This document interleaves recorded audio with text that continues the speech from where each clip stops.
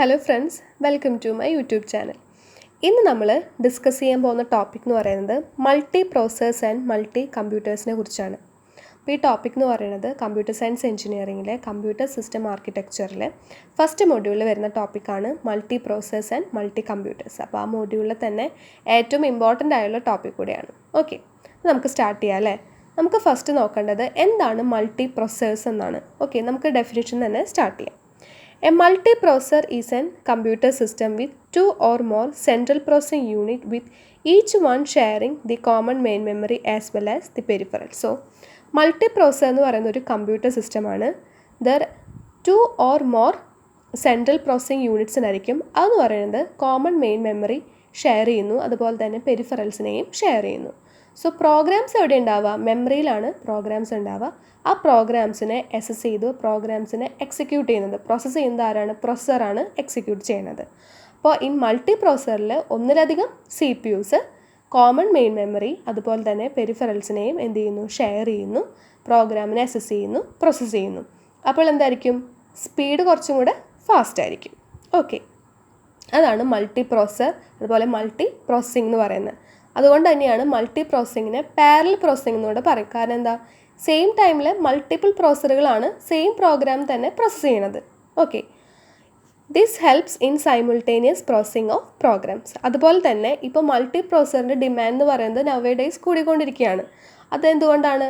Advantage കൊണ്ട് തന്നെയാണ് അല്ലേ. സ്പീഡ് എന്ന് പറയുന്നത് കുറച്ചും കൂടെ കൂടും, സ്പീഡ് കുറച്ചുകൂടെ കൂടുതലായിരിക്കും, ഫാസ്റ്റായിട്ട് നമുക്ക് പ്രോഗ്രാംസ് എക്സിക്യൂട്ട് ചെയ്യും. നെക്സ്റ്റ് നമ്മൾ ഡിസ്കസ് ചെയ്യാൻ പോകുന്നത് benefits of using and multi processor ആണ്. എന്തൊക്കെയാണെന്ന് നോക്കാമല്ലോ. ഫസ്റ്റ് എന്താ പറയുന്നത്? Enhance performance. Yes, performance enhance ചെയ്യും. അതുപോലെ മൾട്ടിപ്പിൾ ആപ്ലിക്കേഷൻസ് റൺ ചെയ്യാൻ പറ്റും, മൾട്ടിപ്പിൾ യൂസേഴ്സിനെ യൂസ് ചെയ്യാം. Next multi tasking inside an application possible ആണ്. നെക്സ്റ്റ് എന്താ പറയുന്നത്? ഹൈ ത്രൂപുട്ട് കിട്ടും. നെക്സ്റ്റ് എന്താ? Hardware sharing among C P use. Okay, അപ്പോൾ നമ്മളിവിടെ എന്താണ് മൾട്ടി പ്രോസസ്സർ, എന്താണ് multi processing or parallel processing എന്നുള്ളൊരു ഐഡിയ കിട്ടി. അതിൻ്റെ ബേസിക് നമുക്ക് ബെനിഫിറ്റ്സ് എന്താണെന്ന് കിട്ടി. നമുക്കതിൻ്റെ ആർക്കിടെക്ചർ നോക്കാമല്ലോ. നമ്മുടെ സബ്ജക്റ്റ് പോലെ തന്നെ എന്താ സബ്ജക്റ്റ് എന്താ? സിസ്റ്റം ആർക്കിടെക്ചറാണ്. അപ്പോൾ കുറേ ആർക്കിടെക്ചർ നമുക്ക് പഠിക്കാനുണ്ട്, കുറച്ചൊരു ബുദ്ധിമുട്ടുണ്ടാവും. നമുക്കത് പെട്ടെന്ന് ഈസി ആയിട്ട് നമുക്ക് എങ്ങനെ പഠിച്ചെടുക്കാൻ പറ്റുമെന്ന് നോക്കാം. ഓക്കെ, നമുക്കതിൻ്റെ ആർക്കിടെക്ചർ നോക്കാം കേട്ടോ. അപ്പോൾ ആർക്കിടെക്ചറിൽ എന്താ പറയുന്നത്? മൾട്ടി പ്രോസസ്സർ എന്ന് പറയുന്നതിൽ two or more C P Us ഉണ്ടാവും അല്ലേ. ഇതാ C P U 1, C P U 2, C P U 3 up to C P U N. നമുക്ക് എത്ര വേണമെങ്കിൽ പ്രോസസ്സറുകൾ ഉണ്ടാവാം, സി പി യുസ് ഉണ്ടാവാം.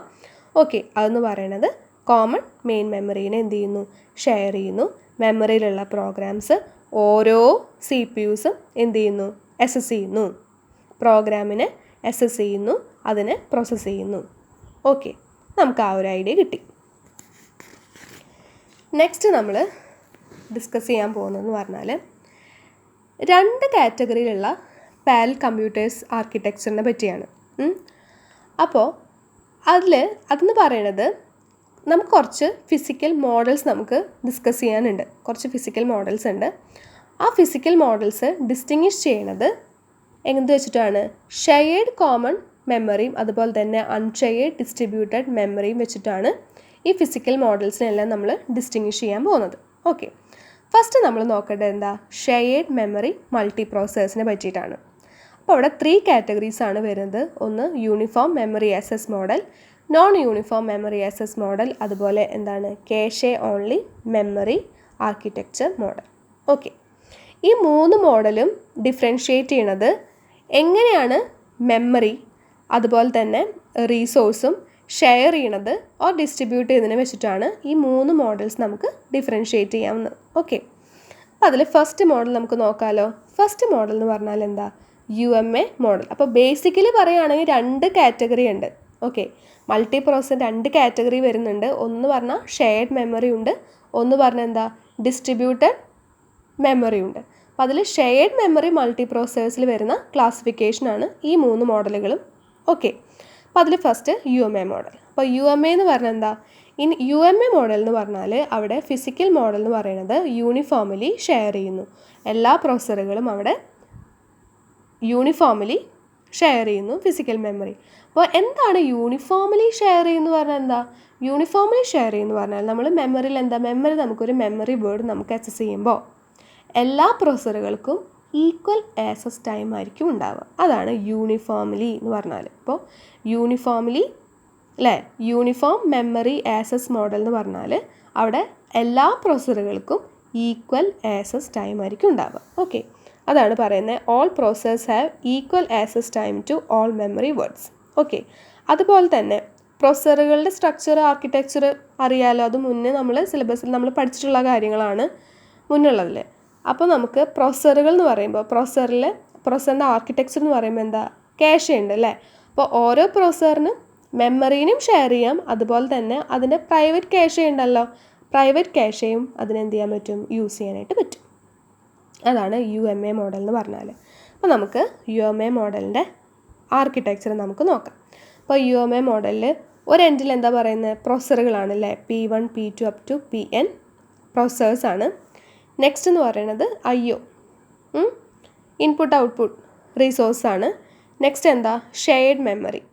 അപ്പോൾ ഇവിടെ എന്ന് പറയുന്നത് പ്രോസസ്സറുകളെ മെമ്മറി ആയിട്ട് കണക്ട് ചെയ്യുന്ന എന്താ, സിസ്റ്റം ഇൻ്റർ കണക്റ്റ്. ഓക്കെ, സിസ്റ്റം ഇൻ്റർ കണക്റ്റ് ആണ്, അതായത് കണക്ട് ചെയ്യുന്നത് സിസ്റ്റം ഇൻ്റർ കണക്റ്റ് ആണ്.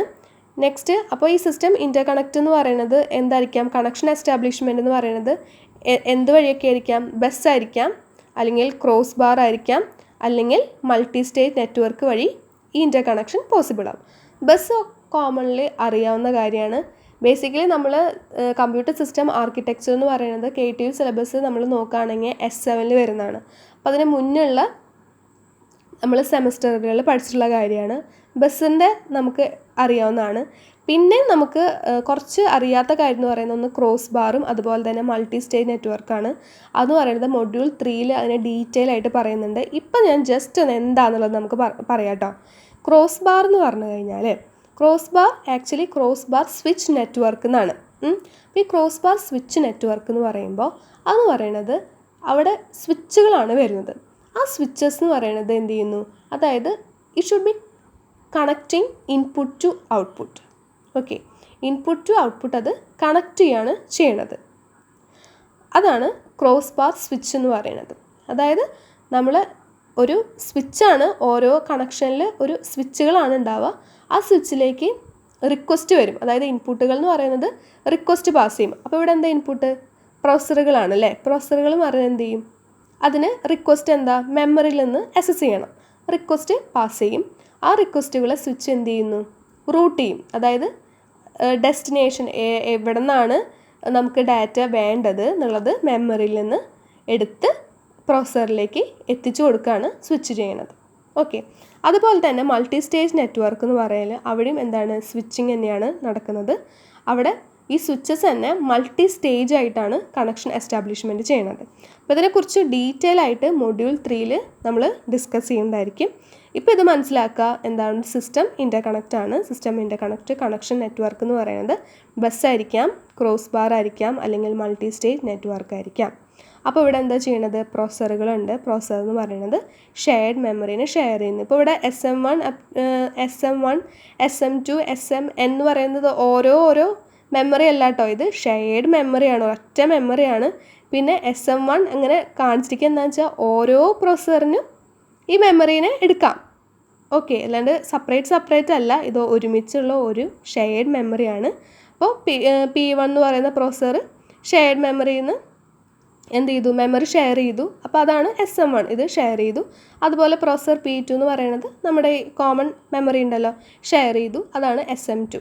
അല്ലാതെ സെപ്പറേറ്റ് മെമ്മറി അല്ല, കോമൺ മെമ്മറീനെ ഇതെല്ലാം ഷെയർ ചെയ്തു. അതുപോലെ തന്നെ റീസോഴ്സിനെയും ഷെയർ ചെയ്തു. ഇനി ഇത് നമുക്ക് എന്തായാലും വരുന്ന വീഡിയോസ് നമുക്ക് ഡീറ്റെയിൽ ആയിട്ട് തന്നെ നമുക്ക് ഡിസ്കസ് ചെയ്യാം കേട്ടോ. ഇപ്പം നമ്മൾ ഇങ്ങനെ മനസ്സിലാക്കുക. ഓക്കെ,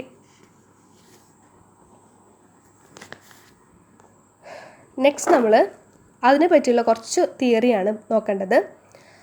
അപ്പോൾ multiprocessors are called tightly coupled system due to the high degree of resource sharing. Okay, അതായത് ഇവിടെ റീസോഴ്സ് ഷെയറിങ് ഉണ്ടല്ലോ, റീസോഴ്സ് ഷെയറിങ് ഉള്ളത് കൊണ്ട് തന്നെ മൾട്ടി പ്രോസസ്സേഴ്സിനെ ഹൈലി കപ്പിൾഡ് സിസ്റ്റം എന്നാണ് പറയുന്നത്. ഓക്കെ, നെക്സ്റ്റ് എന്താ, the system interconnect take the form of a common bus, a crossbar switch or a multistage network ആയിരിക്കാം. നമ്മൾ പറഞ്ഞല്ലോ നെക്സ്റ്റ് എന്ന് പറയുന്നത് the UMA model is suitable for general purpose and time sharing application by the multi users. അതായത് ഈ model നമ്മൾ എവിടെയൊക്കെ use ചെയ്യുന്നത്, അതായത് ജനറൽ പർപ്പസ് അതുപോലെ തന്നെ ടൈം ഷെയറിംഗ് അപ്ലിക്കേഷന് വേണ്ടിയിട്ട് അവിടെയൊക്കെ നമുക്ക് UMA മോഡൽസ് എന്ന് പറയുന്നത് എന്ത് ചെയ്യാൻ പറ്റും, യൂസ് ചെയ്യാം. ഇനി it can be using to speed up the execution of an single large program in time critical application. അറിയാലോ, നമുക്ക് മൾട്ടി പ്രോസർ ഉപയോഗിച്ച് കഴിഞ്ഞാൽ എന്തായാലും ഒരു പ്രോഗ്രാമിൻ്റെ എക്സിക്യൂഷൻ എന്ന് പറയുന്നത് ഫാസ്റ്റ് ആയിരിക്കും. നെക്സ്റ്റ് എന്താ പറയുന്നത്, when all process have the equal access to the peripheral device the system is called symmetric multi process. Okay, അതായത് എല്ലാ പ്രോസസ്സറുകൾക്കും ഈക്വൽ ആക്സസ് ആണെന്ന് പറഞ്ഞല്ലോ. മെമ്മറീനെ നമ്മൾ ഈക്വൽ ആക്സസ്, അതുപോലെ തന്നെ പെരിഫറൽ ഡിവൈസിന് എന്താണ്, ഈക്വൽ ആക്സസ് തന്നെയാണ്. അങ്ങനെയുള്ള സിസ്റ്റത്തിനെ പറയുന്നതാണ് സിമെട്രിക് മൾട്ടി പ്രോസസർ എന്ന്. Okay, then all the processors are equally capable of running the executive program such as OS kernel and IO service routine. Okay, അപ്പോൾ നമ്മൾ പറഞ്ഞു എല്ലാ പ്രോസസ്സറുകൾക്കും ഈക്വൽ ആക്സസ് ആണെന്ന് പറഞ്ഞു. അതുകൊണ്ട് തന്നെ എല്ലാ പ്രോസസ്സറുകളും എന്താണ്, ഈക്വലി കേപ്പബിൾ ആണ്. എന്തിന്, നമ്മുടെ പ്രോഗ്രാം എക്സിക്യൂട്ട് ചെയ്യുന്നുണ്ടല്ലോ. അപ്പോൾ എക്സിക്യൂട്ടീവ് പ്രോഗ്രാംസിന് റൺ ചെയ്യാനായിട്ട് എല്ലാ പ്രോസസ്സേഴ്സ് എന്ന് പറയുന്നത് ഈക്വലി കേപ്പബിൾ ആണ് UMA മോഡലിൽ. ഇനി അസിമെട്രിക് മൾട്ടി പ്രോസസ്സേഴ്സ് എന്ന് പറഞ്ഞാൽ എന്തായിരിക്കും, നേരെ ഓപ്പോസിറ്റ് ആയിരിക്കും. അല്ലെങ്കിൽ അല്ലേ, only one or the subset of processors ആണ് എക്സിക്യൂട്ടീവ് കേപ്പബിൾ ആയിട്ടുള്ളത്. അപ്പോൾ നമുക്ക് UMA മോഡലിനെ പറ്റിയിട്ട് ബേസിക്കായിട്ട് നമുക്ക് കുറച്ച് ഐഡിയ കിട്ടിയല്ലോ. അപ്പോൾ അത്രയേ ഉള്ളൂ. അപ്പോൾ അതിനെപ്പറ്റി കുറച്ച് ഞാനിവിടെ തിയറിയും കൂടെ എന്താ പറയുന്നത് വെച്ചാൽ നമ്മൾ എക്സാമിനും കൂടെ ഉപകാരം ആയിക്കോട്ടെ എന്ന് വെച്ചിട്ടാണ് നമ്മൾ പറയുന്നത്. അപ്പോൾ നിങ്ങൾക്ക് എന്തെങ്കിലും അങ്ങനെ വേണ്ട എന്ന് തോന്നുകയാണെങ്കിൽ നിങ്ങൾക്ക് കമൻറ്റ് ബോക്സിൽ പറയാം കേട്ടോ. കുഴപ്പമില്ല, നമ്മൾ ആദ്യമായിട്ട് സ്റ്റാർട്ട് ചെയ്യുന്നതാണ്. അപ്പോൾ അതിൻ്റേതായ കുറച്ച് പോരായ്മകൾ എന്തായാലും ഉണ്ടാവും. എനിക്കറിയാവുന്ന ഇൻഫോർമേഷൻസ് നമ്മൾ നിങ്ങളിലേക്ക് എത്തിക്കുക, അത്രയേ ഉള്ളൂ. അല്ലാതെ കൂടുതൽ അറിവ് അങ്ങനെയുള്ളതൊന്നുമില്ല. തെറ്റുകളുണ്ടാവും, നമ്മൾ മനുഷ്യന്മാരല്ലേ, തെറ്റുകൾ എന്തായാലും ഉണ്ടാവും. പറയുമ്പോഴായാലും ആദ്യമായിട്ട് പറയുന്നതിൻ്റെ കുറച്ച് ബുദ്ധിമുട്ടുകളും തെറ്റുകളും ഒക്കെ ഉണ്ടാവും. അതെന്തായാലും നിങ്ങൾ ക്ഷമിക്കുക. നിങ്ങൾ കമൻറ്റ് ബോക്സിൽ പറയുക, നമുക്കത് മാറ്റാമല്ലോ. ഓക്കെ, അപ്പോൾ നമുക്ക് UMA മോഡലിനെ പറ്റിയിട്ട് കുറച്ച് ഡീറ്റെയിൽ ആയിട്ട് നമ്മൾ കുറച്ച് നോക്കിയില്ലേ. അപ്പോൾ കുറച്ച് അതിനെ പറ്റിയുള്ള ബേസിക് തിയറി ചെയ്ത, അതുപോലെ തന്നെ നമ്മൾ ആർക്കിടെക്ചർ വരച്ച് വയ്ക്കുക. ഓക്കെ, നമുക്കിനി അടുത്ത മോഡൽ നോക്കാം കേട്ടോ.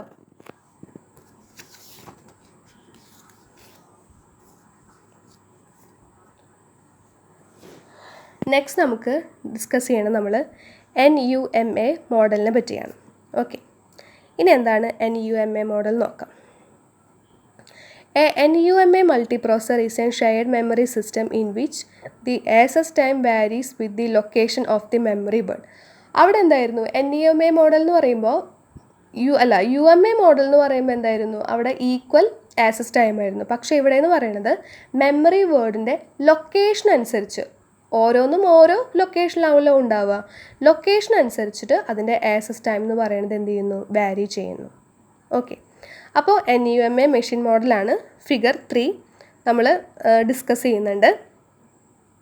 ഓക്കെ, അപ്പോൾ ഇവിടെ എന്ന് പറയണത് നമ്മുടെ ഈ മോഡലും എന്താ, ഷെയർഡ് മെമ്മറിയിലുള്ളത് തന്നെയാണ് അല്ലേ.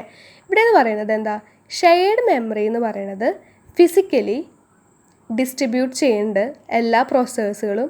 അതിനെയാണ് ലോക്കൽ മെമ്മറീസ് എന്ന് പറയുന്നത്. ഓക്കെ, നമുക്കിതാ ഫിഗർ നമുക്ക് നോക്കാം.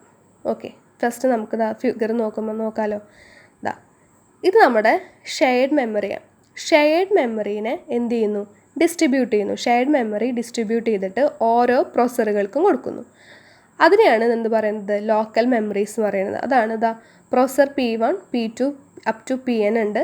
അതിന് ഓരോന്നിനും ഷെയർഡ് മെമ്മറീനെ ഡിസ്ട്രിബ്യൂട്ട് ചെയ്ത് കൊടുക്കുമ്പോൾ ഇതിൻ്റെ ലോക്കൽ മെമ്മറിയാണ് LM1 LM2 up to LMN വരെ മെമ്മറീസ് ഉണ്ട്.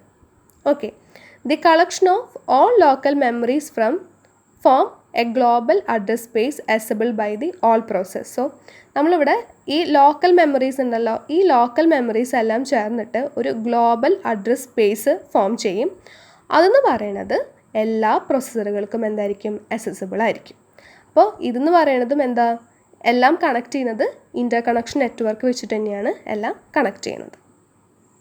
ഓക്കെ, ഇനി നമ്മൾ നോക്കണത് it is faster to access a local memory with a local processor. The access of remote memory attaching to other processors take longer due to the added delay through the interconnection network.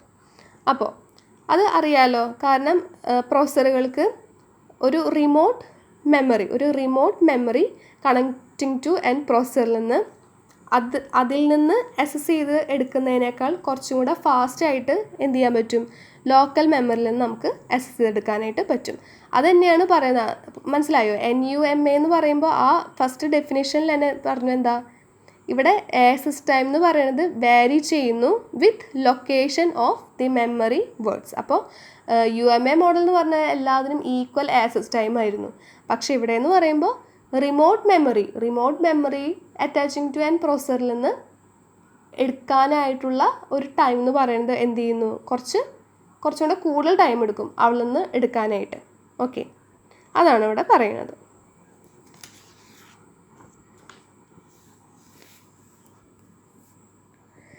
അപ്പോൾ basically 3 തരത്തിലുള്ള memory access patterns ആണ്. ഒന്നെന്ന് പറയുന്നത് ഏറ്റവും fast ആയുള്ള എന്തായിരിക്കും memory access എന്ന് പറയുന്നത് ലോക്കൽ മെമ്മറി ആക്സസ് ആയിരിക്കും അല്ലേ. നെക്സ്റ്റ് എന്താണ്, ഗ്ലോബൽ മെമ്മറി ആക്സസ് ആണ്. ഏറ്റവും സ്ലോവസ്റ്റ് ആയുള്ള ആക്സസ് എന്ന് പറയുന്നത് റിമോട്ട് മെമ്മറി ആക്സസ് ആണ് ഏറ്റവും സ്ലോ ആയുള്ളത്. അപ്പോൾ അതിൻ്റെ ഫിഗറാണ് ഇതാ ഇവിടെ കൊടുത്തിരിക്കുന്ന ഫിഗർ. നമുക്ക് ഡീറ്റെയിൽ ആയിട്ട് നമുക്ക് നോക്കാം കേട്ടോ. ഇവിടെ ഫിഗർ 3bയിൽ first of all the processors are divided into several clusters. Okay, പ്രോസസ്സറുകൾ ഡിഫറെൻറ്റ് ക്ലസ്റ്റേഴ്സ് ആയിട്ട് എന്ത് ചെയ്യുന്നു, ഡിവൈഡ് ചെയ്യുന്നു. അതിലെ ഓരോ ക്ലസ്റ്റേഴ്സും കണ്ടോ, ഇവിടെ ഓരോ പ്രോസസ്സറുകളും എന്താണ്, പ്രോസസ്സറുകൾ എന്ന് പറയുന്നത് ഡിവൈഡ് ചെയ്തിട്ട് കുറേ ക്ലസ്റ്റേഴ്സ് ആയിട്ട് ഇങ്ങനെ ഡിവൈഡ് ചെയ്തിരിക്കുകയാണ്. അപ്പോൾ ഇതിൽ കുറേ പ്രോസസ്സേഴ്സ് ഉണ്ട്, കുറേ പ്രോസസ്സേഴ്സ് ഉണ്ട്. ആണ് cluster 1, cluster 2 up to cluster N വരെ എല്ലാത്തിലും പ്രോസസ്സറുകളുണ്ട്. ഈ പ്രോസസ്സേഴ്സ് എന്ന് പറയുന്നത് ഓരോ ക്ലസ്റ്റർ എന്ന് പറയുന്നത് ഒന്നെങ്കിൽ UMA ആയിരിക്കാം, അല്ലെങ്കിൽ NUMA മൾട്ടി പ്രോസസ്സേഴ്സ് ആയിരിക്കാം. ഓക്കെ, ഇനി the clusters are connected to an global shared memory modules. Okay, ഓരോ ക്ലസ്റ്റേഴ്സ് എന്ന് പറയുന്നത് എന്ത് ചെയ്യുന്നു, ഇതാണ് GSM ഗ്ലോബൽ ഷെയർഡ് മെമ്മറി ആയിട്ട് എല്ലാ ക്ലസ്റ്റേഴ്സ് എന്ന് പറയുന്നത് എന്ത് ചെയ്തിട്ടുണ്ട്, കണക്ട് ചെയ്തിട്ടുണ്ട്. Then the entire system is considered an NUMA multi processor. Okay, അപ്പോൾ എന്താ പറയുന്നത് ഇവിടെ ഫസ്റ്റ് പറയുന്നത് എന്താണെന്ന് വെച്ചാൽ പ്രോസസ്സറുകൾ ഫസ്റ്റ് ഡിവൈഡ് ചെയ്തിട്ട് ക്ലസ്റ്റേഴ്സ് ആയിട്ട് ഫോം ചെയ്തിട്ടുണ്ട്. ആ ക്ലസ്റ്ററുകളിലുള്ള പ്രോസസ്സറുകൾ എന്ന് പറയുന്നത് എന്തായിരിക്കാം, NUMA ആയിരിക്കാം, അല്ലെങ്കിൽ UMA ആയിരിക്കാം. ഓരോ ക്ലസ്റ്റേഴ്സ് എന്ന് പറയുന്നത് ഗ്ലോബൽ ഷെയർഡ് മെമ്മറി മൊഡ്യൂളായിട്ട് അറ്റാച്ച് ചെയ്ത് വെച്ചിട്ടുണ്ട്. ഈ എൻറ്റയർ സിസ്റ്റത്തിനെയാണ് എന്ത് പറയുന്നത്, NUMA മോഡൽ എന്ന് പറയുന്നത്. Okay, then all processors belong to the same clusters are allowed to uniformly access the cluster shared memory modules. ഓരോ ക്ലസ്റ്ററിലും ഉള്ള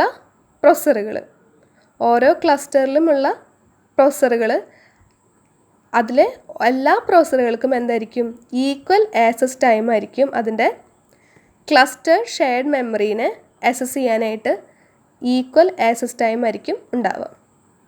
ഓക്കെ,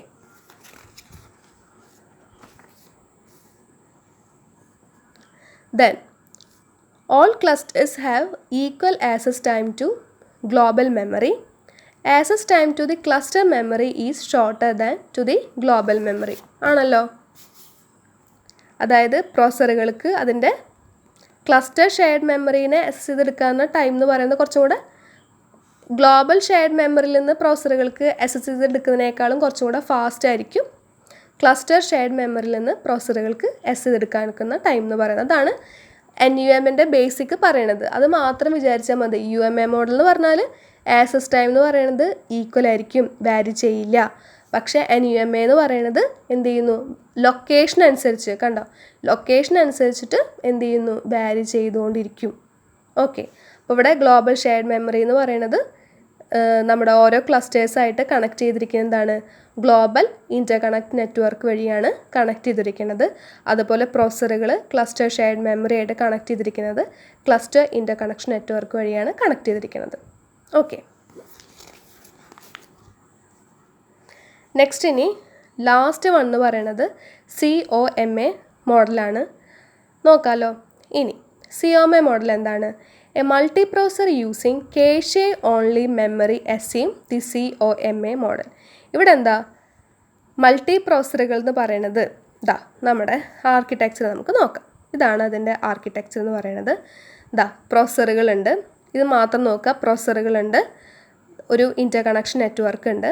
ഈ പ്രോസസ്സറുകൾ എന്ന് പറയുന്നത് കാഷെ ഓൺലി മെമ്മറി മാത്രമാണ് ചെയ്യുന്നത്.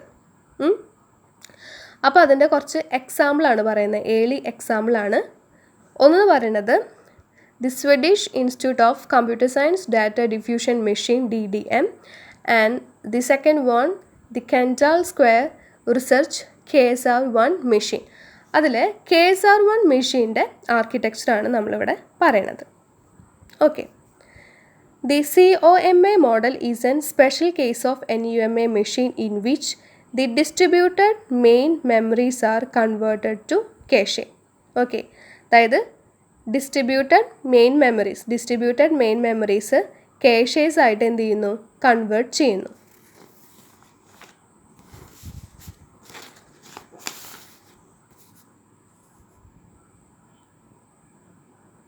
Then all the caches form a global address space. നമുക്ക് രണ്ടും figure വെച്ച് നമുക്ക് നോക്കാം. ഫിഗർ നോക്കിക്കോളൂ. കണ്ടോ? ഇവിടെ ഓരോ പ്രോസസ്സറും എന്താ കാഷെ ഓൺലി മെമ്മറീസ് ആണ് അല്ലേ? അപ്പോൾ ഈ ഓരോ കാഷേസും ഓൾ കാഷേസ് ഫോം ചെയ്യുന്നു എന്തായിട്ട്? ഒരു ഗ്ലോബൽ അഡ്രസ് സ്പേസ് ഫോം ചെയ്യുന്നുണ്ട്. Then remote cache access is assisted by the distributed cache directory. അതാണ് D എന്ന് പറഞ്ഞാൽ. D എന്ന് പറഞ്ഞാൽ എന്താണ്? ഡിസ്ട്രിബ്യൂട്ടഡ് cache ഡയറക്ടറീസ് ആണ് D. അതാണ് നമുക്ക് പ്രോസസ്സറുകൾക്ക്, അതായത് cache ഓൺലി മെമ്മറി ആക്സസ് ആണല്ലേ.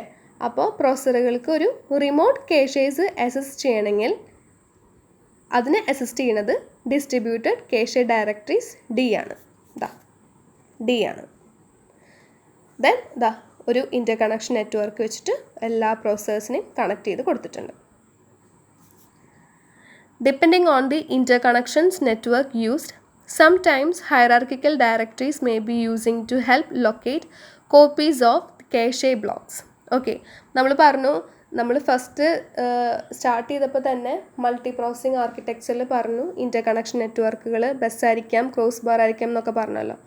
അപ്പോൾ അതിനെ ഡിപ്പെൻഡ് ചെയ്തിട്ട് ഏതാണ് ഇൻ്റർ കണക്ഷൻ നെറ്റ്വർക്ക് നമ്മൾ ഡിപ്പെൻഡ് ചെയ്യുന്നത്. അപ്പോൾ അതനുസരിച്ചിട്ട് എന്ത് ചെയ്യുന്നു? നമ്മുടെ കാഷെ കോപ്പീസ് ഉണ്ടല്ലോ, കാഷെ ബ്ലോക്സ് കോപ്പീസ് ലൊക്കേറ്റ് ചെയ്യാനായിട്ട് ഹെൽപ്പ് ചെയ്യുന്നു. Depends on that interconnection network. Next എന്താ? A cache coherent COMA machine is one in which all cache copies must be kept consistent. Okay. അപ്പോൾ ഈ model എന്ന് പറയുന്നത് നമ്മുടെ cache block ഉണ്ടല്ലോ, അപ്പോൾ കാഷെ കോപ്പീസ് എന്ന് പറയുന്നത് കൺസിസ്റ്റൻ്റ് ആയിട്ട് കെപ്റ്റ് ചെയ്യുന്നു എന്നുള്ളതാണ്. അപ്പോൾ ഇത്രയേ ഉള്ളൂ. നമ്മൾ ബേസിക്കലി എന്താ, നമ്മൾ 3 മോഡൽസാണ് പറഞ്ഞത്. UMA മോഡൽ ഉണ്ടായിരുന്നു, അതുപോലെ തന്നെ എന്താണ് NUMA മോഡലുണ്ട്, അതുപോലെ തന്നെ COMA മോഡലുണ്ട്. അപ്പോൾ ഇതെല്ലാം ഷെയർഡ് മെമ്മറി മൾട്ടി പ്രോസസ്സേഴ്സ് വരുന്ന മോഡലുകളാണ്. അപ്പോൾ UMA മോഡൽ എന്ന് പറഞ്ഞാൽ ഈക്വൽ ആക്സസ് ടൈമാണ്. NUMA എന്ന് പറഞ്ഞു കഴിഞ്ഞിട്ടുണ്ടെങ്കിൽ ഓരോ പ്രോസസ്സേഴ്സിൻ്റെയും ആക്സസ് ടൈം എന്ന് പറയുന്നത് വാരി ചെയ്യും. അതായത് റിമോട്ട് മെമ്മറിയിൽ നിന്ന് ആക്സസ് ചെയ്തെടുക്കുന്ന ടൈം വാരി ചെയ്യും.